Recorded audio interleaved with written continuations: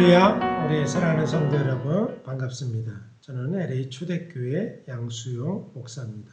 오늘도 여러분과 함께 말씀을 살펴보고 은혜를 누리고 주일 말씀은 설교 말씀이지만 여러분들과 교감하면서 또 좀 차분하게 말씀의 한 절 한 절의 의미들을 좀 심도 있게 보는 시간입니다. 지난주에도 말씀을 듣고 여러분들이 의견을 주셔서 또 질문도 해주시고 제가 답도 해드렸는데요.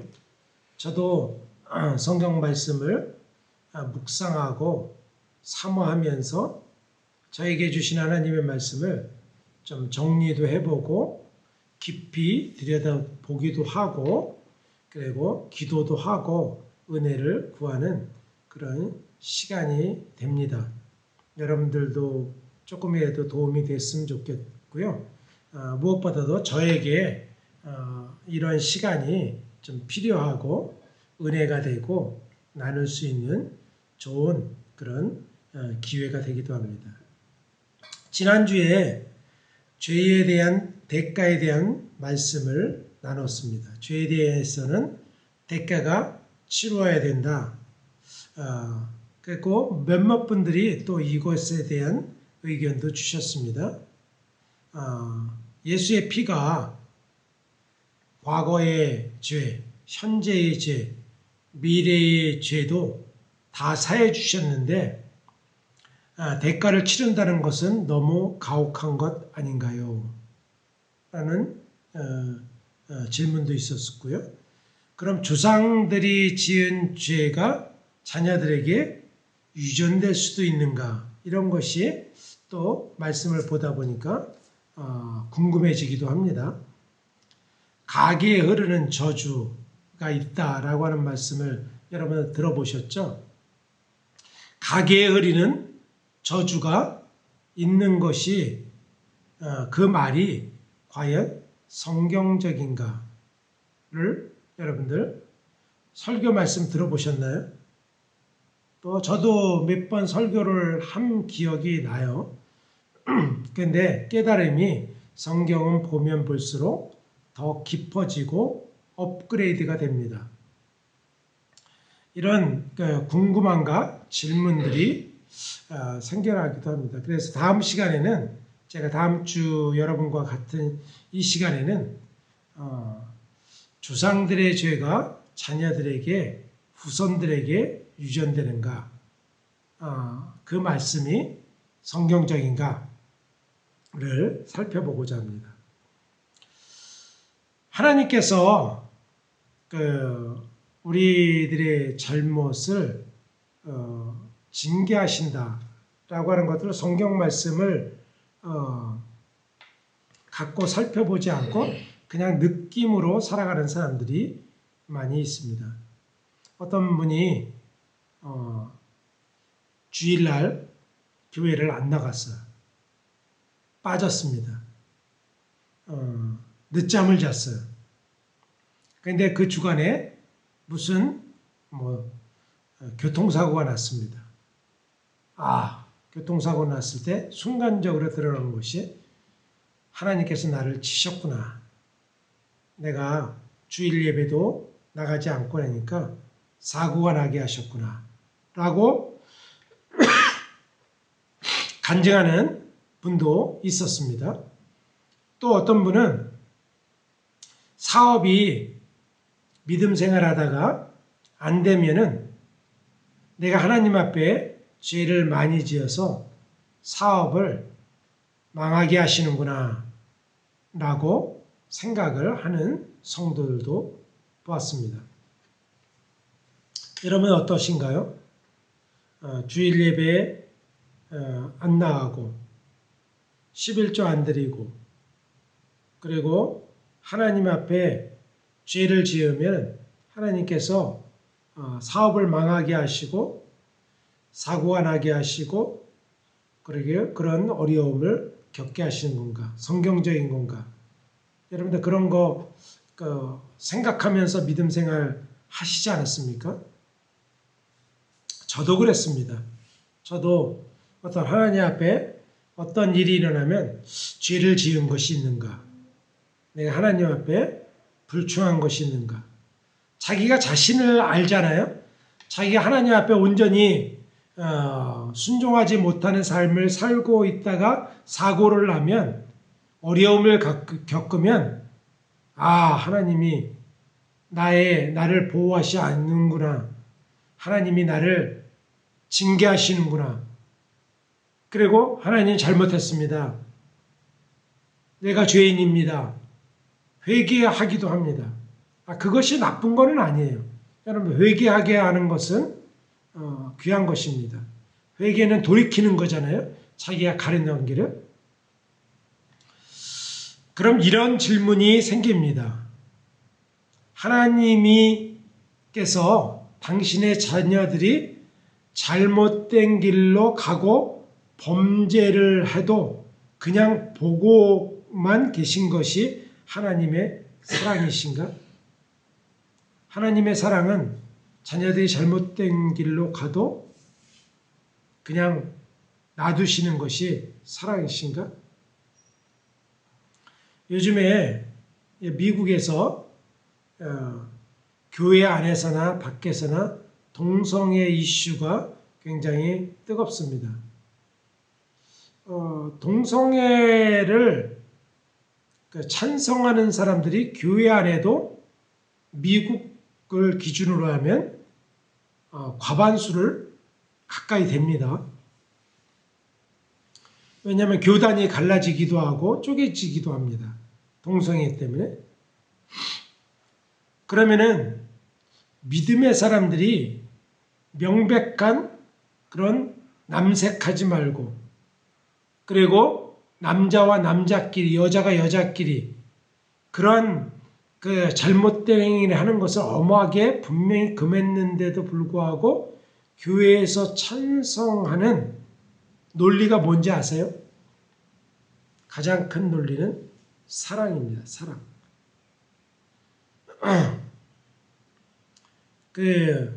하나님께서 성소수자들을 사랑으로 했잖아요. 사랑이 가장 큰 계명이다. 그들을 사랑하고 품어주는 것이 더 큰 계명이다 라고 하는 논리예요. 언뜻 보기에는 그럴듯해 보이는 것 같은데 거기에는 여러분들 함정이 있습니다. 어떤 게 진정한 사랑입니까? 그런 죄가 있어도 자녀들이, 우리가 부모님들이라면 누구나 다 자녀들을 사랑하죠. 그런데 자녀들이 나쁜 일을 하고 있어요. 마약을 하고 음란한 일을 하고 훔치고 그리고 세상에 폭력을 쓰고, 그런 자녀들이 있다 손 치십시다.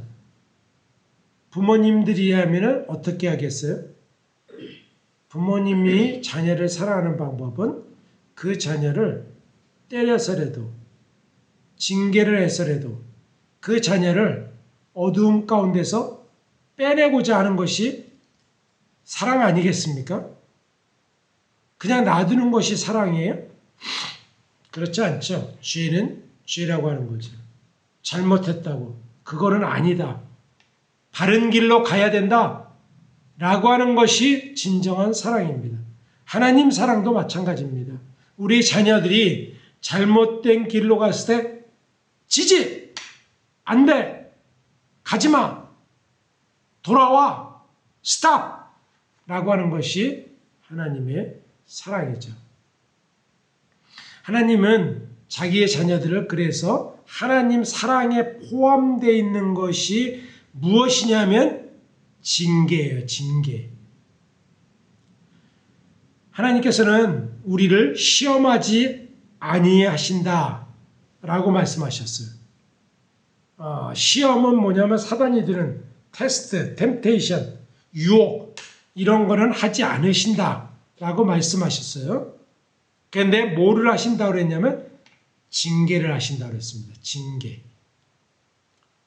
구원받지 못할 자들이 형통한 것을 부러워하지 마라. 하나님은 자기 자녀들을 쳐서라도 때려서라도 장애물을 놓았으라도 온전한 길로 인도하시고자 간절히 원하시는 것이 하나님의 사랑이라고 하는 것이죠.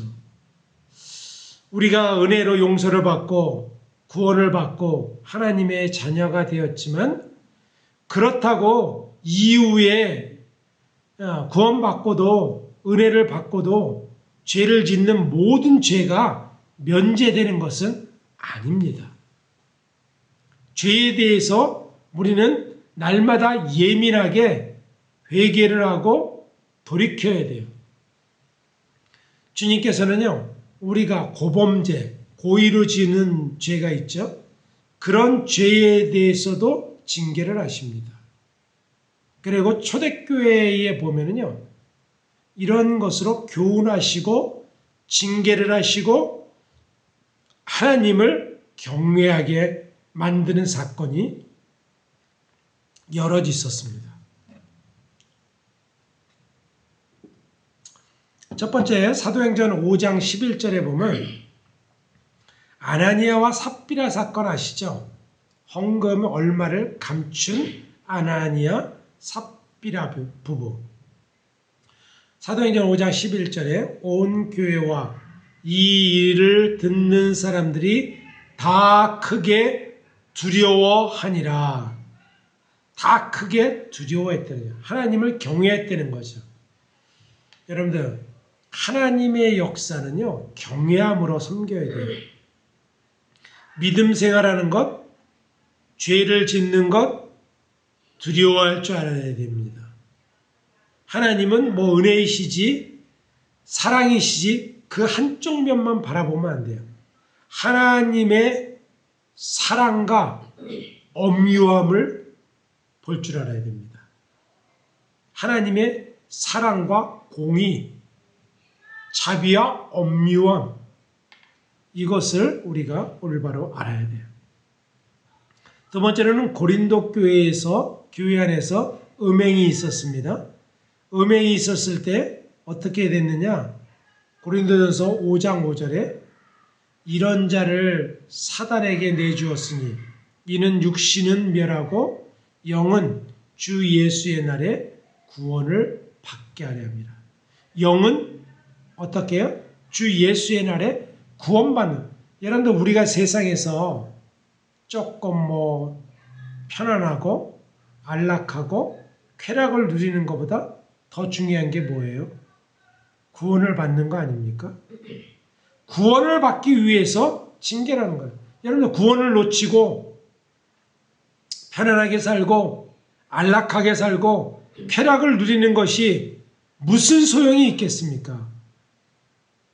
우리가 구원을 받는 것이 가장 큰 목표고 가장 큰 은혜이죠. 그래서 교회 안에서도 징계를 했다는 거죠. 세 번째로는 교회에 훈계를 주기 위해서 하나님께서 징계를 하십니다.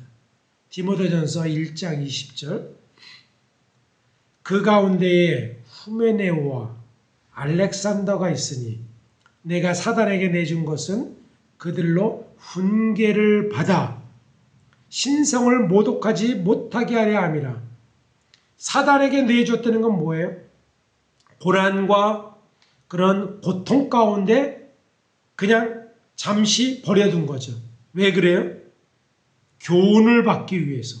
교회가 교훈을 받고 그 범죄한 사람들이 교훈을 받고 많은 성도들이 깨달아 알 수 있도록 주님께서 징계의 채찍을 드셨다라고 하는 것입니다. 하나님의 자녀로서 올바른 길을 걸어가기 위해서 징계를 합니다. 히브리서 12장 8절과 9절 이렇게 말씀하시죠. 징계는 다 받는 것이거늘 너희에게 없으면 사생자요 친아들이 아니니라. 또 우리 육신의 아버지가 우리를 징계하여도 공경하였거늘 하물며 모든 영의 아버지께 더욱 복종하며 살려 하지 않겠느냐. 징계가 없으면 사생자요, 친아들이 아니라는 거죠. 여러분들, 부모님이 자녀를 잘 되라고 사랑에 매도 들잖아요. 혼내잖아요. 안 된다고 하잖아요. 그러면 그걸 교훈으로 해갖고 다시는 그런 죄를 범하지 말고 온전하게 잘 자라도록 하는 부모의 사랑의 마음이 여기에 있는 것입니다. 히브리서 12장 11절에도 무릇 징계가 당시에는 즐거워 보이지 않고 슬퍼 보이나 후에 그로 말미암아 연단받은 자들은 의와 평강의 열매를 맺느니라. 의와 평강의 열매를 맺기 위해서 징계를 하시는 것입니다.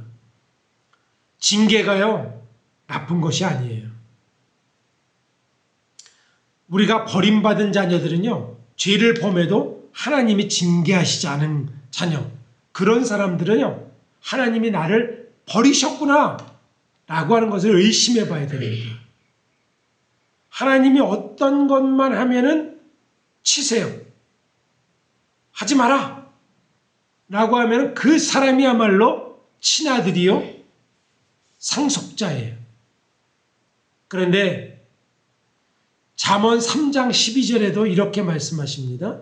대저 여호와께서 그 사랑하시는 자를 징계하시기를 마치 아비가 그 기뻐하는 아들을 징계함 같이 하시느니라. 사랑하시는 자를 징계하시기를 아비가 그 사랑하는 기뻐하는 아들을 징계함 같이 그렇게 한다는 거예요. 여러분들, 우리가 예전에 어른들 보면요, 딸들을 여럿 낳다가 마지막에 귀한 옥동자 같은 아들을 낳은 부모님들이 있습니다. 예, 우리나라는 뭐 가부장제가 로 이어져 왔으니까 아들을 봐야 되겠다 그래갖고 딸들을 계속 낳다가 아들을 낳았어요. 근데 아들이 얼마나 귀합니까? 근데요, 그 아들을 망치는 것은요, 그 아들을 너무 예뻐하고 오냐오냐 하는 거예요. 진정한 그 아들을 정말 사랑하는 부모님은요, 그 아들을 엄히 다루세요. 겸손하게 합니다. 함부로 못하게 합니다. 사람들에게 막 반말하고 할아버지 상투를 잡고 머리를 흔들고 욕을 하고 그래도 오냐 오냐 예쁘다 예쁘다 하는 부모라면 그 옥동자 같은 아들을 망치는 거예요. 하나님도 기뻐하시는 아들과 같이 우리를 사랑하시는 자를 징계하시기를 그렇게 하신다라고 하는 것입니다. 다윗이 치른 죄의 대가는 무엇인가? 이것이 오늘 말씀의 제목인데요. 사무엘하 12장에 보면 이런 말씀이 있습니다. 나단이 다윗왕을 찾아와요. 비유를 설명하죠. 그런데 당신이 그 사람입니다. 나단이 다윗에게 이르되 사무엘하 12장 7절 당신이 그 사람이라 이스라엘의 하나님 여호와께서 이와 같이 이르시기를 내가 너를 이스라엘 왕으로 기름 붓기 위하여 너를 사울의 손에서 구원하고 내 주인의 집을 내게 주고 내 주인의 아내들을 내 품에 두고 이스라엘과 유다 족속을 내게 맡겼느니라. 만일 이것이 부족하였을 것 같으면 내가 내게 이것저것을 더 주었으리라. 그러한데 어째 내가 여호와의 말씀을 업신여기고 나 보기에 악을 행하였느냐. 내가 칼로 햇사람 우리아를 치되 암몬 자손의 칼로 죽이고 그의 아내를 빼앗아 네 아내로 삼았도다. 여러분들, 나단 선지자는 다윗이 햇사람 우리아 장군을 암몬 자손의 칼로 죽인 사건을 어떻게 이렇게 세세하게 알고 있을까요? 하나님께서 세세하게 알려준 거예요. 여러분들 이것은요, 다윗과 요압 장군 이외에는 몰랐을 거예요. 아마 밧세바도 몰랐을 것입니다. 그런데 하나님께서 그 심중에 의도한 것까지 낱낱이 드러내시자 다윗이 완전히 주님 앞에 엎드렸습니다. 하나님은 우리의 죄를 드러내시되 낱낱이 드러내기를 원하세요. 죄에 대해서는 둥글둥글 넘어가면 안 됩니다. 그럴 때에 다윗이 어떻게 했습니까? 어떻게 했냐면은 회개했어요.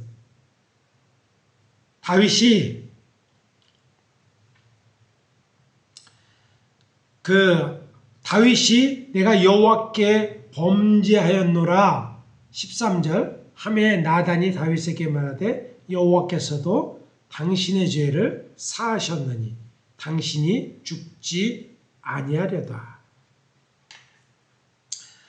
다윗이 회개를 하자 다윗은 죽음은 면했습니다. 그런데 용서해 줬어요. 지옥은 가지 않는 거죠. 그런데 다윗에게 용서를 해줬지만 하나님의 징계가 없었습니까? 아니에요. 하나님의 징계가요, 너무너무 엄청났어요. 그것으로 끝나지 않았어요. 그 이유가 밝혀져 있는데요.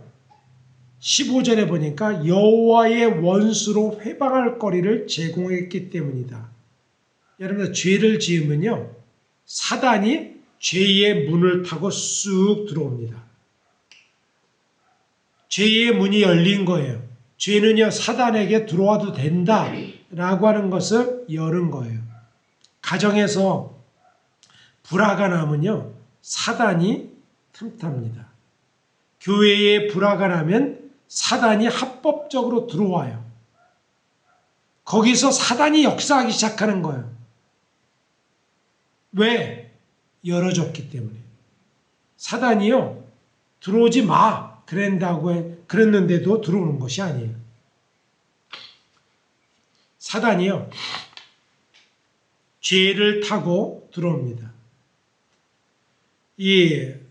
다윗이 음란의 죄를 범하자 사단이 들어와서 회방할 거리를 찾아요. 너는 부하를 죽인 살인자야. 부하의 철을 강간한 음란의 죄를 지었어. 회방할 거리가 너무나 늘는 거야. 그런데 이럴 때에 하나님의 사랑은요, 그에게 죄의 대가를 치르게 하시면서 다윗을 보호하시는 거예요. 이거는요, 조금 하나님의 사랑이요, 이해하기가 어렵습니다. 그런데 부모님의 사랑을 생각하면 좀 이해할 수가 있어요. 부모님들이 자녀를 징계하시면서까지 구원하려고 하잖아요. 관계를 회복하려고 하잖아요. 하나님께서 아담과 하와가 죄를 지었을 때에도 계속 죄를 물으십니다. 그런데 어디까지 물으시냐면, 야, 죄한테 제가 그랬다래. 제가 나쁜 놈이라래. 그러면서 아담에게 여인은 뱀에게 전가를 하죠. 그래서 뱀을 결국은 저주를 하죠. 하나님은요, 우리를 징계를 하고 매를 들고 다시는 그렇게 하지 마. 그렇게 하면서 상처를 싸매어 주시고 다시 그 관계를 회복하기를 원해요. 너 나가. 자녀도 아니야. 너는 끝이야. 라고 하는 것이 목적이 아니에요. 매를 들면서 돌아오게 하는 것이죠. 돌아와서 그 관계를 회복하는 것입니다. 하여튼 다윗이 그 양을 한 사람을 양을 빼앗아간 자들에게 4배로 갚아야 된다라고 하는 말을 하잖아요. 꼭 다윗도요, 이 죄를 4배나 대가를 치릅니다. 어떤 대가인지 구체적으로 한번 알아보겠습니다. 자신이 지은 간음죄와 살인죄 때문에 4배 이상의 혹독한 대가를 치릅니다. 사무엘하 12장 13절 14절에 보면 다윗이 나단에게 이르되 내가 여호와께 죄를 범하였노라 하며 나단이 다윗에게 말하되 여호와께서 당신의 죄를 사하셨나니 당신이 죽지 아니하려니와 이 일로 말미암아 여호와의 원수가 크게 비방할 거리를 얻게 되었으니 당신이 낳은 아이가 반드시 죽으리이다. 다윗은요 25년 동안 다윗이 이때에 25년 40년이니까 40년 왕위를 통치를 했어요. 45세 때 이 일을 일어난 거예요. 25년 동안 어떤 혹독한 처벌을 받느냐면요. 다윗이 범했던 살인죄, 간음죄의 4배를 대가를 치릅니다. 가장 중요한 자기 혈육이 4명이나 자기 눈앞에서 죽습니다. 첫 번째, 밧세바가 낳은 첫 번째 아들이 낳은 지 며칠이 못 되어 죽게 됩니다. 반드시 죽으리라. 죄의 싹을 잘라버리는 거죠. 죽으리라. 두 번째는 자신의 장자 암논이 셋째 아들 압살롬에 의해서 살해당합니다. 아들끼리 죽인 거예요. 다말이라고 하는 압살롬의 동생, 암논의 이복 동생과 부적절한 관계를 한 것 때문에 앙심을 품고 암논을 죽입니다. 세 번째로는 자신을 대적하여 일어났던 셋째 아들 압살롬이 자신이 가장 신뢰했던 장수 요압 장군의 손에 의해서 죽습니다. 여기서 압살롬이 책사를 두었는데요. 책사, 제갈공명과 같은 책사를 두었는데 아히노벨이에요. 아히도벨이 누군가 찾아봤더니요. 밧세바의 할아버지예요. 얼마나 지략이 뛰어났는지 다윗의 친구처럼 그 책략을 준 사람이요. 압살롬의 편에 섰습니다. 왜 그랬을까요? 손주사위인 그런 우리아가 어떻게 죽는지를 본 거죠. 왕궁에서.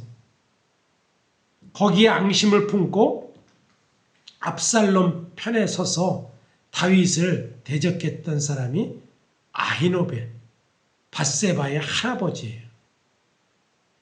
네 번째는 자신의 넷째 아들 압살롬 다음으로 뛰어난 아도니아라고 하는 왕이 있습니다. 아도니아라고 하는 아들이죠. 왕이 아니라. 그런데 아도니아 이 아들은, 다윗의 아들은 솔로몬이 보낸 분하야 장군, 솔로몬이 죽인 거죠. 솔로몬에 의해서 죽임을 당합니다. 무엇인가 남의 것을 강제로 빼앗은 것에 대해서 율법에서는 4배로 갚는다 그랬는데요. 다윗은요, 우리아를 죽인 대가로 4배의 혈육들이 자기 자녀 4명이 자기 눈앞에서 죽어가요. 여러분, 자기가 죽는 것보다 더 고통스러운 게 뭐예요? 자기 자녀들이 죽는 거 아닙니까?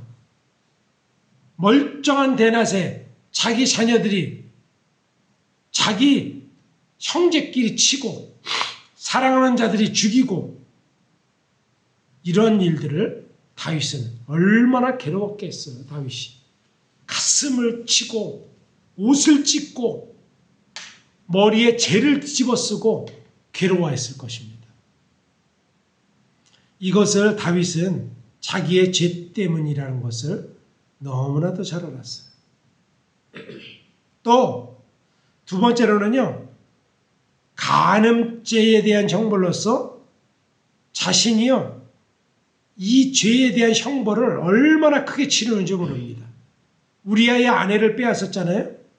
첫 번째로는요, 장자 암몬이 셋째 아들 압살롬의 여동생 다말을 강간한 것입니다. 이 압살롬은 후에 나중에 이 암논을 죽이죠. 두 번째로는요, 압살롬이라는 이 자녀가 왕위를 찬탈한 후에 아버지와 내가 원수가 되었다라고 하는 것을 보여주기 위해서 아버지의 부인 10명을 백주대낮에 겁탈을 합니다. 모든 사람이 보는 앞에서. 왜냐하면 아버지와 나는 끝났고 내가 이제 이 왕궁의 주인이다 라고 하는 것을 드러내는 거예요. 왕궁의 텐트를 치고 사람들이 보는 앞에서 후궁들 10명을 강간을 해요. 이런 일들을 당합니다. 이 나단 선지자의 예언의 말씀드리죠. 백주대낮에 네 아내들을 네 이웃에게 주리라. 너는 은밀하게 행했으나 나는 백주대낮에 행할 것이다. 이런 말이 그대로 이루어집니다. 세 번째로는 그가 지은 살인죄 때문에 우리아를 죽였죠. 살인죄 때문에 자기의 충성스러운 장군 4명이 죽습니다. 살펴볼까요? 첫 번째는 이스라엘의 군대 장군이었으나 나중에 자신의 부하가 된 아브넬을 죽습니다. 사무엘하 3장에 보면 아브넬이 죽어요. 아브넬을 죽었을 때 다윗이 통탄을 하죠. 두 번째로는 이스라엘의 군대 장군이었으나 나중에는 압살롬의 군대 장관으로 활동하다가 자기에게 돌아온 부하 아마사를 잃습니다. 아마사를 요압이 또 죽입니다. 셋째로는 자기의 외조카예요. 혈육으로는 아사엘을 잃습니다. 아사엘은요 노루보다 빠르고 그리고 들노루보다 빠른 자였고 아마사에게 죽임을 당하고 맙니다. 그리고 마지막으로는요 자신의 오른팔이었던 요압 장군이 솔로몬에게 대적하여서 일어나다가 이 요압 장군이 이 솔로몬의 손이죠. 분하야 그 왕의 이 시위대장의 손에 죽습니다. 여러분들 죄에 대한 대가는요 얼마나 혹독합니까? 다윗이 죄를 지음으로 인해서 지옥 가지 않았습니다. 왜냐하면 회개했기 때문에. 그러나 죄에 대한 대가는 치루었어요. 다윗이 다윗되게 한 것은 오히려 징계를 받았기 때문에 징계를 안 받고 계속 다윗이 잘못된 길로 갔다면 어떻게 됐을까요?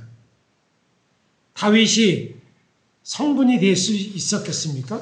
다윗은 철저히 회개했어요. 보니까 다윗의 생애 속에서 하나님 앞에 범죄한 것이 크게 2가지입니다. 첫 번째는 음란으로 밧세바, 우리아, 자신의 신복이었던 우리아 장군을 죽이고 그 아내를 빼앗은 것, 음란의 죄를 범한 것, 이것이죠. 다윗이 회개했잖아요. 회개한 증거가 무엇입니까? 열왕기상 1장에 보면 다윗이요 평생도록 음란의 죄를 범하지 않습니다. 다윗이 말년에 이제 나이가 많아서 몸이 차가웠어요. 그리고 으실으실 떨립니다. 죽을 때가 다 됐어요. 열왕기상 1장 1절부터 4절 다윗 왕이 나이가 많이 늙으니 이불을 덮어도 따뜻하지 아니한지라 그의 시종들이 왕께 아뢰되 우리 주 왕을 위하여 젊은 처녀 하나를 구하여 그로 왕을 받들어 모시게 하고 왕의 품에 누워 우리 주 왕으로 따뜻하게 하리이다 하고 이스라엘 사방 영토 내에 아리따운 처녀를 구하던 중 수넴 여자 아비삭을 얻어 왕께 데려왔으니 이 처녀는 심히 아름다워 그의 왕을 받들어 시중 들었으나 왕이 잠자리는 같이 하지 아니하더라. 왕은요, 다윗 왕은 평생도록 음란의 죄 때문에 괴로워했습니다. 그것 때문에 하나님 앞에 씻을 수 없는 그런 죄를 범하였으나 회개하였어. 죄에 대한 대가를 톡톡히 치렀어요. 근데 마지막에 힘이 없을 때 아비삭 여인을 자기가 잠자리를 하지 않습니다.